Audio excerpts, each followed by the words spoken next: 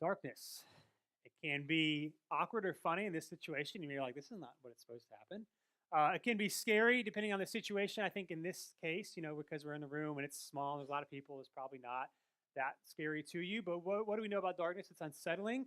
If you had the preference of being in the dark or being in the light, you probably would prefer the light. You probably would like, Dylan, please turn the light on before I fall asleep listening to you. That might be you as well. But here's the reality in the dark situation, even a little bit of light can make a big difference.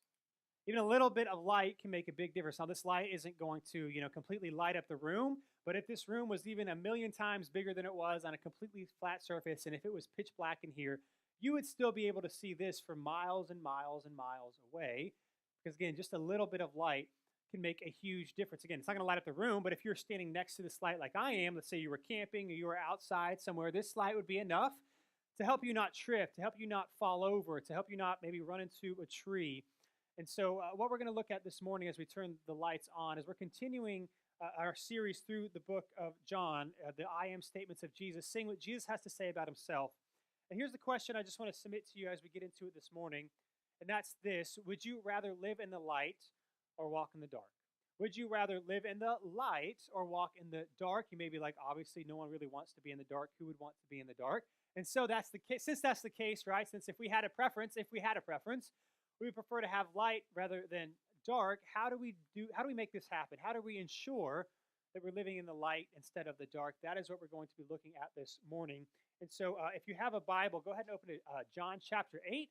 There's a black one around you. If you don't have one, maybe you've got one on your phone. If you don't own a Bible, we'd love for you to take one of those black ones home. That is our gift to you.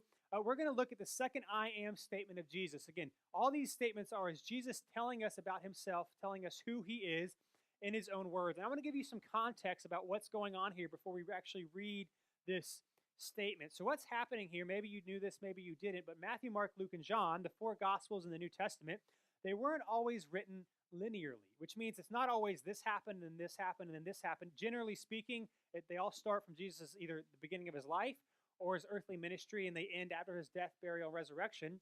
But in between, sometimes the authors put things in different places to kind of emphasize different points. And so John chapter 8, verse 12 is actually picking up from a story that happens in John chapter 7, verse 39. And here's what's happening in John chapter 7, just for you to set the scene, to understand the significance of what Jesus is about to say. Jesus is in the temple in Jerusalem. They are currently celebrating the Feast of Tabernacles. Now, the Feast of Tabernacles was a week-long celebration that happened in Jerusalem at the temple every single year. And what it was a celebration and a remembrance of God delivering the Israelites from the Egyptian slavery into the Promised Land. And so during the midst of that, after they left the Egypt and went to the Promised Land, if you're familiar with the story, you know that the Israelites wandered in the desert for quite a long time. And so God sent a cloud during the day that was always with them, even in the middle of the desert. And at night, the cloud turned into a pillar of fire. And so what it did was when the cloud moved, when the pillar of fire moved, they went with it. Why? So they wouldn't be in the darkness. And this pillar of fire at night reminded the Israelites that God was with them, that God cared for them, and of God's faithfulness to him. And so this celebration was a remembrance of that. And so what they did was they put lamps all over the temple, and every night they lit them. Now, this would have made the temple look beautiful, and it would have been really significant because, again, in this time, they don't have modern electricity and anything like that. So at nighttime, everything just got dark, but not during the week of the Feast of Tabernacles. So they're lighting these lamps in remembrance of God's faithfulness in the desert, but also looking forward towards the day when the Messiah would come back to earth and that they would be able to worship this light in Jerusalem. And so what's happening here, we don't know this for sure, but it seems most likely that this is the last night of the Feast of Tabernacles. The last night was the biggest night. They even lit even more lamps. Probably this interchange happens in the evening after they've lit all these lamps. Again, the Israelites, the Jewish people, are celebrating God's faithfulness in the past, the pillar of fire, the light that God was to the Israelites, and are yearning and wanting and looking forward to the future when this Messiah would return and that they would be able to worship him in Jerusalem, in the temple where Jesus is. Now, some background on what happened in John chapter 7 as well. Jesus has already started to tell them that God sent him from heaven, that God the Father sent him, that he forgives sins. And so they're not really sure about this Jesus guy. They're not really liking this Jesus guy because he's seeming to challenge them on a lot of different points. But that's the background of what's happening. They're celebrating. The lamps have all been lit. The light that came for the Israelites, looking forward to the day when this light would return. And Here's what Jesus says, verse 12. Jesus spoke to them again. I am the light of the world. Anyone who follows me will never walk in darkness, but will have the light of life. What he's telling you is the pillar of fire in the wilderness, this celebration, looking forward to the future where we're going to worship the Messiah in Jerusalem. Guess what? I am he, and he is here, and the light that you're looking forward to is standing right in front of you, which means sometimes people say, well, Jesus in the New Testament, he never comes out and says, I am God. So we really don't know what he thought. No, in that time period, to the Israelites and to the Jewish people, what he is saying right here is, I am God. What he is saying to them is, I was the pillar of fire in the wilderness, and I'm the person that you're hoping for will return one day to worship in Jerusalem. I am here. I am right now. Jesus is emphatically and without any kind of confusion at all saying, I am God. I am the light that you guys are wanting to receive return. I am here. So he's claiming to be the light. Again, the lights have all been lit, lamps everywhere. He's saying these lamps are representations of me. I am here. And here's how the Pharisees, the religious leaders, respond. They respond by saying this. So the Pharisees said to him, you are testifying about yourself. Your testimony is not valid. Now, interesting, and I'll explain what that means. It's interesting that they don't say, you're wrong. It's interesting that they don't say, no, that's not true. Instead, they kind of find ways to subvert what Jesus is saying. So what do they mean by this testimony thing? So according to the Levitical law, the law of the Israelites, you had to have two witnesses. Anytime a major claim was said by somebody, you had to have someone else witness the fact or to back it up. So you couldn't make false claims about someone stealing something or someone doing this. You always had to have at least one more person to validate what you're saying.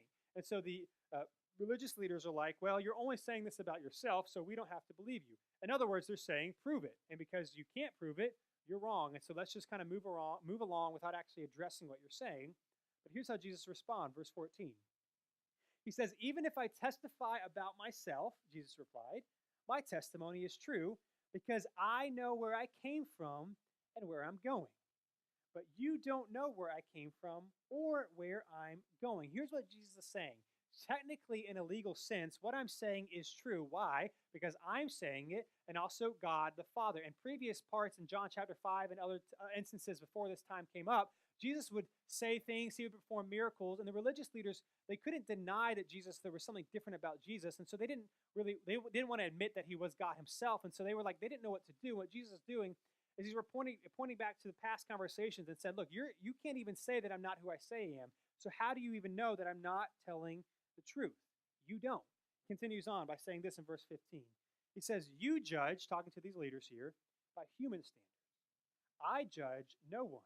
And if I do judge, my judgment is true, because it is not I alone who judge, but the Father who sent me. So again, he's saying, my testimony is true. He had me and God the Father. Now, here's what he's not saying. Sometimes people read this verse and say, see, Jesus didn't judge anyone. He's not saying that he doesn't judge or that he will never judge. It is true in Jesus' first coming, as we're reading about here, his goal for coming was not to judge the world. That'll come the second time he returns. The first time he came was to provide salvation and grace and hope. But that being said, it doesn't mean that he never judged when he was on earth. What he's saying is, you judge by human standards.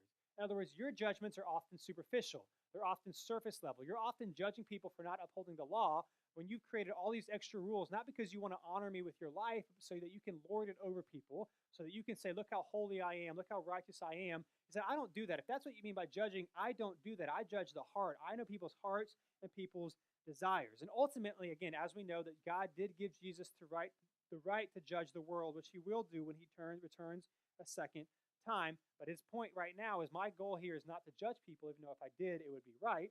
My goal here is to offer you hope, forgiveness, and salvation. And then he continues by saying this in verse 17. He says, even in your law, it is written that the testimony of two witnesses is true. I am the one who testifies about myself, and the Father who sent me testifies about me. So then he goes, here's your answer. You're saying what my testimony isn't true because I'm the only one saying. He's like, no, God the Father also says this too. So it's not just me. And it's significant here when he says your law. Why does he say your law? Because if you know anything about Jesus, you know he's an Israelite. He is a Jew. He was brought up under the law. He perfectly fulfilled the law on our behalf, so we couldn't do it. So why does he say your law and not our law? Again, this points back to the fact that the religious leaders had even added more laws on top of laws, not because they didn't want to break the laws that God had commanded them, because they wanted to say, look how, now they didn't all do this, but the majority of them did. Look how great I am, and look how awesome I am, and you guys aren't holding up, you guys can't hold up to the standard that I have, so I must be better than you. And what Jesus is saying is, I came to fulfill your law, the law that you keep holding up as some great thing, when really you're holding it up so you can hold yourself up. I'm actually the fulfillment of it. I have come to be what? To be the light, to fulfill the law, but you're missing it, right? Because you're coming up with all these excuses. You're not wanting to see it. You're not wanting to live in the light. And so you make up all these excuses when Jesus says, no, I am fulfilling your law. And so again, here's how they respond. They don't respond by saying, well, no, that's not true, or they don't respond by challenging him. They respond by giving another excuse. So they say this in verse 19. Then they asked him, the religious leaders, where is your father? So they're like, okay, well, maybe their father testimony true. Okay, that makes sense. But where is your father? Now, they know that Jesus, his father was Joseph. His earthly father was Joseph. Joseph most likely had passed away by this point. But they knew that, but they're trying to, again, poke fun at him, saying, you can't prove it. So this God the Father, you say you're from God the Father. Well, he's not here, so you can't prove it. Here's how he responds. He continues by saying this. Jesus says, you neither know me nor my Father, Jesus answered. If you knew me, you would also know my Father. He spoke these words by the treasury, which is a part of the temple, while teaching in the temple, but no one seized him because his hour had not yet come. And so Jesus is saying these things. He's very clearly saying he is God, which would have been blasphemy if it wasn't true, which is the charge for blasphemy was death. And so even though some of the religious leaders wanted to kind of arrest him at that point, they didn't, because his time had not yet come for him to be arrested. But what he is saying here is this: you don't know me or my Father, because if you knew my Father, you would actually know me. You would know that he sent me, and I've shown it to you, I've explained it to you, but you simply don't want it to be true. Again, he states here what they don't really understand. You don't really know me or where I came from. So you can't say my testimony isn't valid. You keep rejecting all these things that I'm saying, and you're doing it not because I haven't spoken to you, I haven't shown it to you, I haven't performed miracles on God's behalf. You're doing this because you simply don't want to believe. And Jesus is being very clear here that I am the light. He's saying, I am the light, which means here's what we need to know. This may seem obvious, but here's what we need to know this morning: that Jesus is the light of the world. Jesus is the light of the world. And this is significant. Jesus does not say, I am a light. He does not say, I am the best light. He does not say, I'm blazing a new trail for a different path to God. No, he's saying, I am the light, which means he is either the light or he is not. There's no kind of in between here. Either what Jesus is saying about himself is true or it is wrong. And so what he is telling us is that we need to follow him. He's saying, I am the light, the one and only light of the world. If you don't want to walk in darkness, you need to follow me. And so here's why this is important. Here's why knowing that Jesus is the light of the world is important. Because anyone who follows the light will never walk in darkness, but will have the light of life. Anyone who follows the light will never walk in darkness, but will have the light of life. Now, that doesn't mean you won't have darkness around you. It doesn't mean difficult things won't happen to you, which I'll talk about in a second. But if we follow the light, that means we will not be in darkness, and you will have the light of life. And here's what's significant about what's going on here. And this is kind of what Jesus is saying in verse 12. What's significant about this is that when Jesus is saying that he is the light and that you need to follow me to be in the light, he's not just bringing up in their minds the pillar of light in the Old Testament and the fact that they're looking forward toward a new Messiah coming to Jerusalem, who happens to be Jesus. He's not just saying that. In fact, the religious leaders of that day, many of them would have memorized large portions of the Old Testament. Some of them would have memorized the entire Old Testament. And so when he's talking about being the light, he's also pulling in their minds images and verses and passages from the Old Testament that prophesied that the Messiah to come would be a light of the world. And so here are a few of them that would have come to their mind when Jesus says, I am the light, and if you follow me, you will not be in darkness. Here's one, Psalm 27, verse 1. It says this: the Lord is my light and my salvation. Whom should I fear?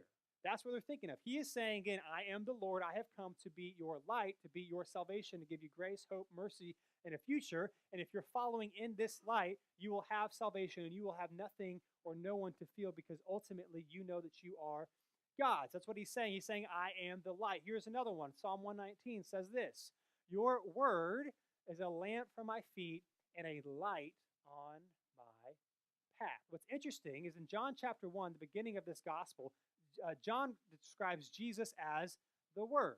And so what he's saying here is that Jesus is fulfilling these prophecies, that he is the Word, that he is a lamp, that he is the light, and that when we follow him, we won't walk in darkness. Jesus, again, is telling them the light that you are looking forward to returning is here. I'll just give you one more. Of course, there's many of these that would have come into their mind. Here's the last one I'll give you this morning. It's in Isaiah 49, and it says this.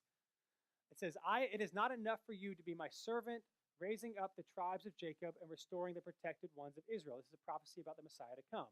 It says, I will also make you a light for the nations, to be my salvation to the ends of the earth. In other words, the Messiah that come, which is Jesus, did not come just for the Israelites or just for the Jewish people. He came for the world to be a light for anyone who would put their faith and hope and trust in him. This is part of the role of the Israelites, that one day the Messiah would come through them to save the world. And so what Jesus is saying here is, I am that light. And I'm not just here for you, I'm here for anyone that would put their faith and trust in me. But of course, they're not really a big fan of what's going on here. And here's what's interesting about walking in the light. Right? Here's what's interesting about walking in the light is that we know that being in the darkness is not fun, right? So Jesus is saying, follow me so that you won't be in the darkness. And here's why this is important, because we know walking in the darkness is not fun. Like, not only is walking in the darkness not fun, but when you see other people walking in the dark, like if they don't have a flashlight or something, you're like, what is happening? Like, it's kind of creepy, is it not? Like, I'll give you an example if you're like, what are you talking about? So recently, I was driving home one night. It was like 11:30 at night, something like that. And the road right outside our neighborhood, it's a one-lane road. And there's this bend before you get into our neighborhood. So I'm driving around this bend, and all of a sudden, I see two pair of eyes, and then another pair of eyes that's higher up. There was this woman walking two dogs at 11:30 night on the road. Now, there's no street lights, there's no anything. So immediately, my heart starts pounding. Like, for whatever reason, my first thought is a zombie apocalypse is here, and she's like eating these dogs. I don't know. I'm like, why are you out here at 11? Nobody does that, right? And then my second thought was she's gonna send her dogs to like stop me, even though I'm driving a car. I don't have to stop. But anyway, she's gonna somehow stop my car, and then she's gonna attack me, because why else would you be outside at 11:30 at night? Like, it's just weird, right? So you don't do that. And I can only give you one example of when walking in the dark is probably acceptable and good as opposed to walking in the light. And you probably agree with this. Is that in the middle of the night when you wake up to go to the bathroom, right? In the middle, you're like, yeah, why don't you want to turn the light on? Because it's harsh. And so it hurts your eyes and you want to be asleep. And so what happens to me, sometimes I wake up in the middle, I have to go to the bathroom. What do? I keep the lights off so that I will not wake up. And you're like, well, Dylan, what happens?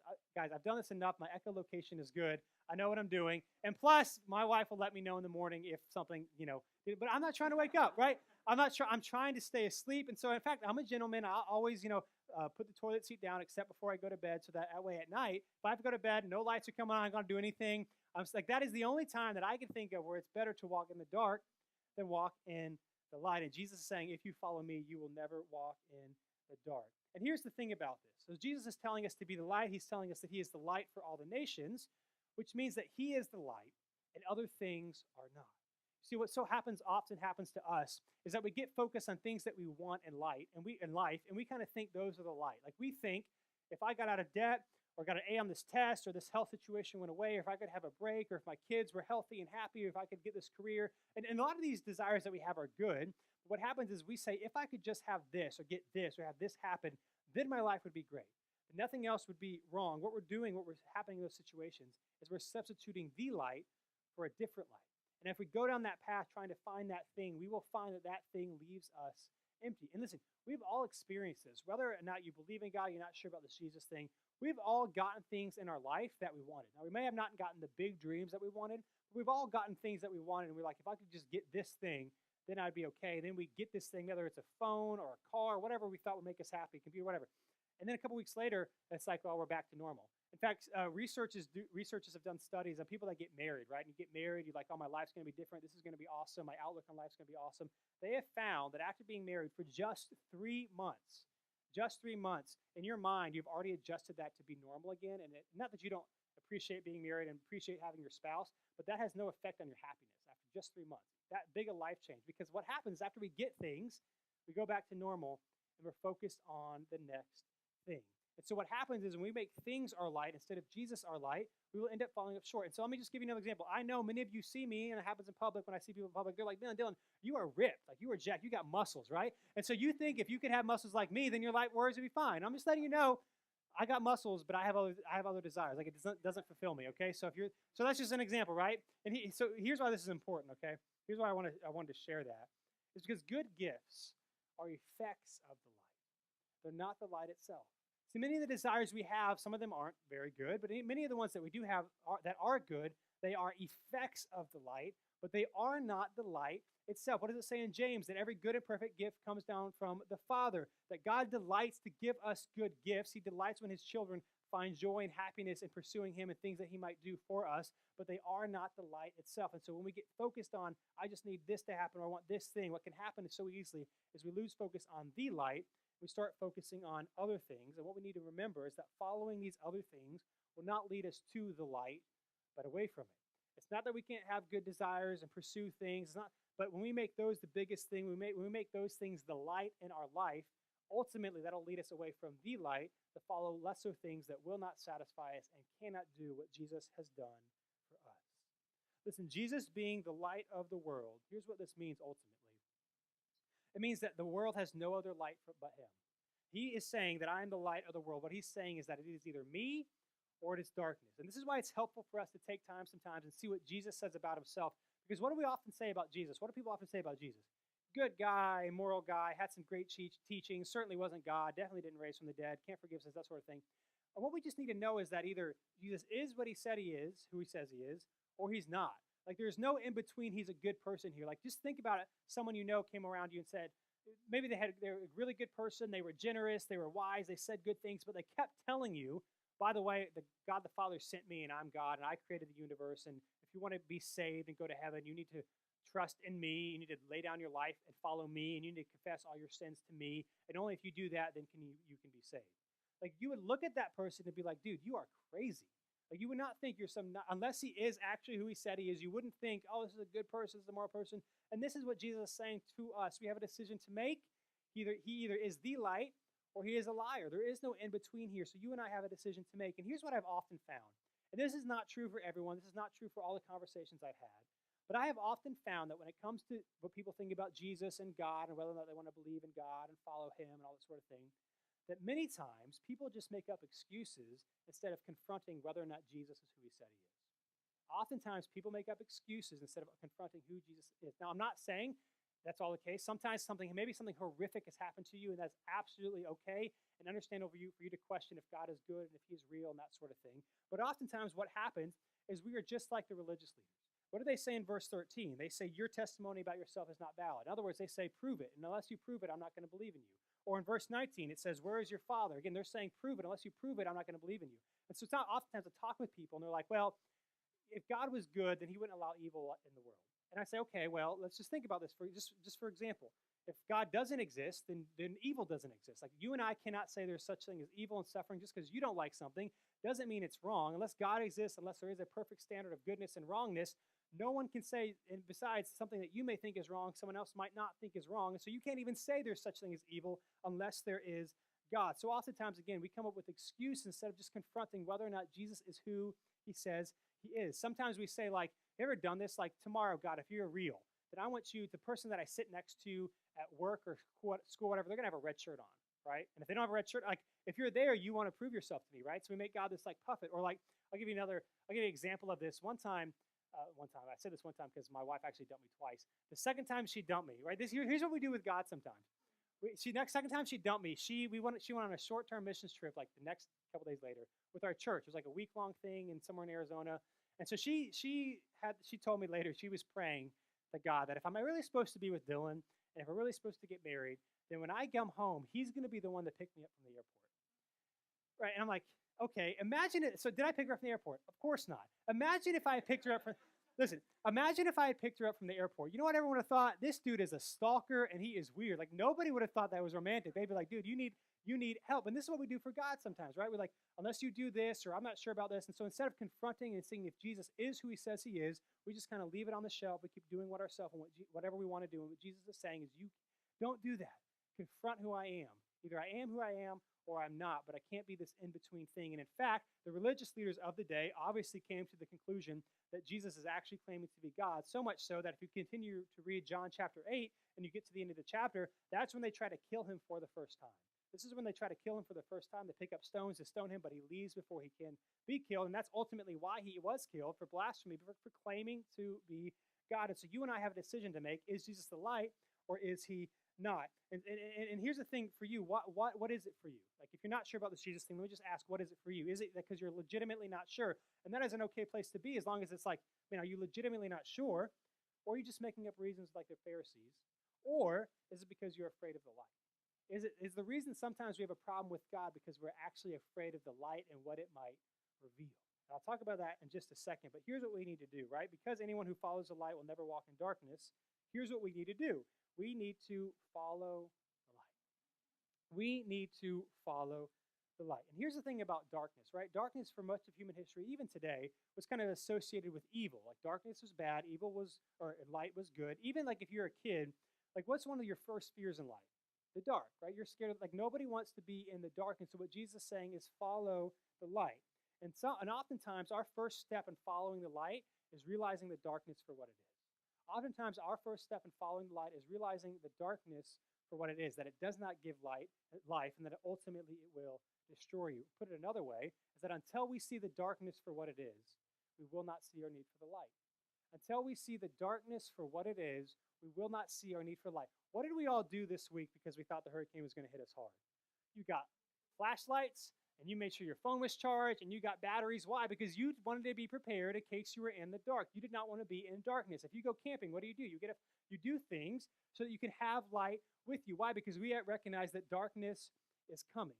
And oftentimes what our issue may be is that we don't understand what darkness is and what darkness will ultimately do for us and what Jesus has done to rescue us from it. And so until we see the darkness for what it is, we will not see our need for the light. And so here's really the bottom line. Here's what I want us to know this morning, and that's this: that when I see the darkness for what it is, I will desire the light for who he is. When I see the darkness for what it is, I will desire the light for who he is. And I don't know your story if you're a follower of Christ. It could be darkness that showed you your need for the light. It could have been some tragic thing that happened to you, or maybe it was a poor decision that you made. And it's been God's grace to you to allow you to go through that thing so that you could see that life and light is ultimately found in him. Many of you know my story. When I was 19, my father died, and lots of stuff happened that year. It was really difficult. It was the most difficult year of my life, but I saw and experienced Jesus in ways that I never have since then because it was so dark. It was the darkness that allowed me to really see Jesus for who he is. And listen, if God uses darkness for us to see our need for him, then that is a good thing. Not that we need to be happy that we experienced it or glad that we experienced suffering, but if we saw Jesus through that, that is God's grace for us to know that one day we will enter into his kingdom because of what he did for us, for anyone that loves and trusts in Jesus. When we see that darkness is where we're headed and what we deserve apart from him, that's when we will really desire the light. And so again, when I see the darkness for what it is, I will desire the light for who he is. And here's why we need to do this. Here's why we need to follow the light, so that we don't walk in darkness. Why do we need to follow the light? So that we won't walk in darkness. And what is darkness? Darkness is simply the absence of light. Light is something you can quantify, you can measure. Darkness is not. And whenever light is in darkness, light always overcomes it. And that's what Jesus came to do. He came to overcome darkness for us and in our lives. And so we need to follow him so that we do not walk in darkness. And here's the thing about following. Oftentimes when you follow, it means you may not know where you're going. Like, think back if you have been driving long enough before cell phones and GPSs were a thing. And let's say you wanted to follow someone somewhere because you couldn't put in your phone. A lot of times when you follow someone somewhere else, you're like, I have no idea where this person is going. Please tell me they're going the right way, right? And so, so it doesn't always make sense. And following Jesus is no different. When you follow Jesus, it doesn't mean your life is going to be put together. It doesn't mean you're going to be healthy and happy, and everything that you want to have happen to you is going to have happen to you. Instead, following Jesus sometimes can make life go worse for you. A lot of the New Testament believers, that's what happened to them. But if we follow the light, we know ultimately we will one day enter into his kingdom and be in full light. It does not mean that everything's going to be planned out for you. It's not going to mean everything is going to make sense. Jesus is not asking us to change the world. He's not asking us to do some big radical thing. He's simply asking us to follow him and honor him right where we are. And so the question then is, why don't we do this? Like, we all would agree, no one wants to walk in darkness. No one wants to be in the dark. If Jesus came to offer us light, to offer us hope and grace and forgiveness and purpose, why don't we always follow him?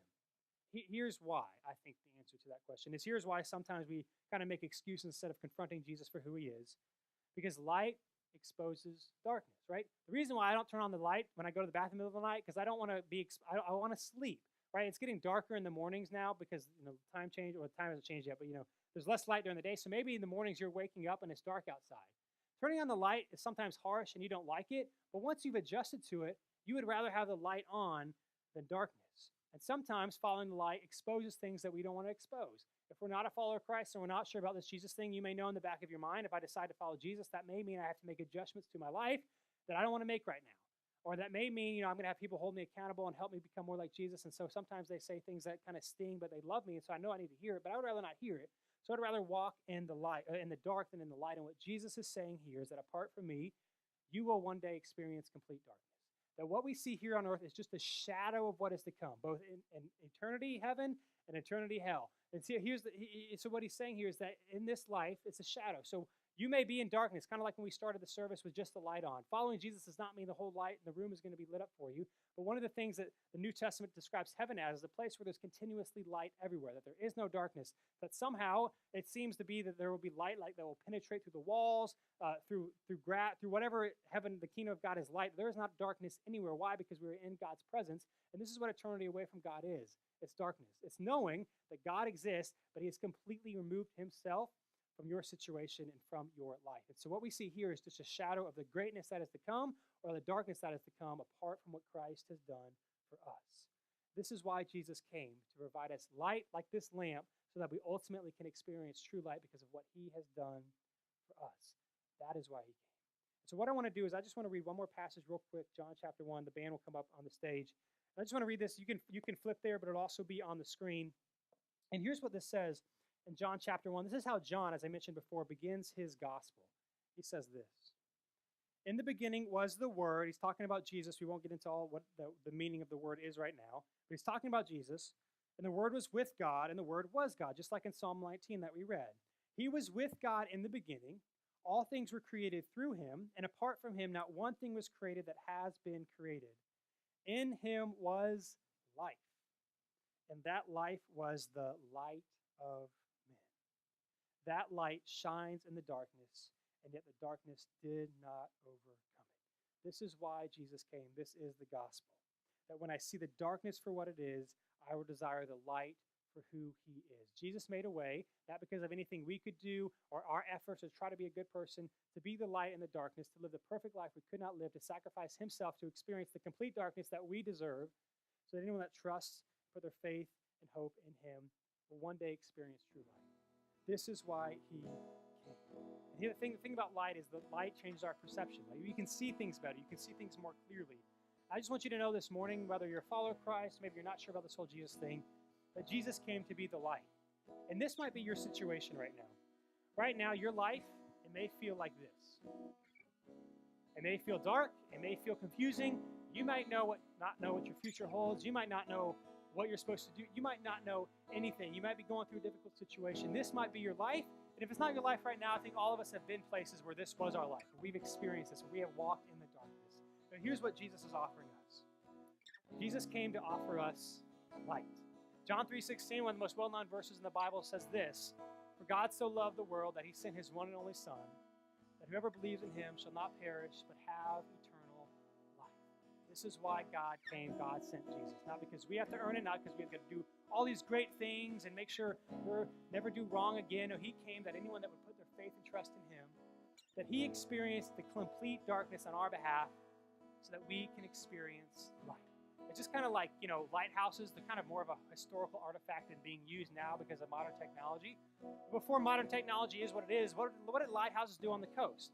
They let the ships know, hey, if you come this way, you will be safe. They did not illuminate the entire ocean. They did not let them see everything. All they said was, come and follow me, and you will be safe. And this is what Jesus is asking us to do. He's saying, come and follow me. Your life will not be perfect. Your life will not be great. And in this life, you may even experience difficulties and harm like some of our brothers and sisters in Christ across the world.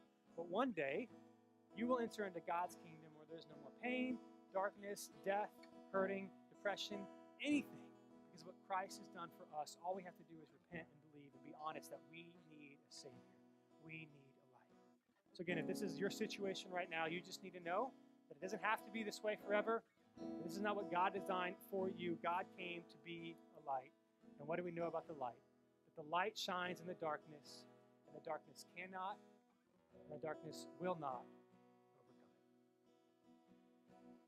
overcome it.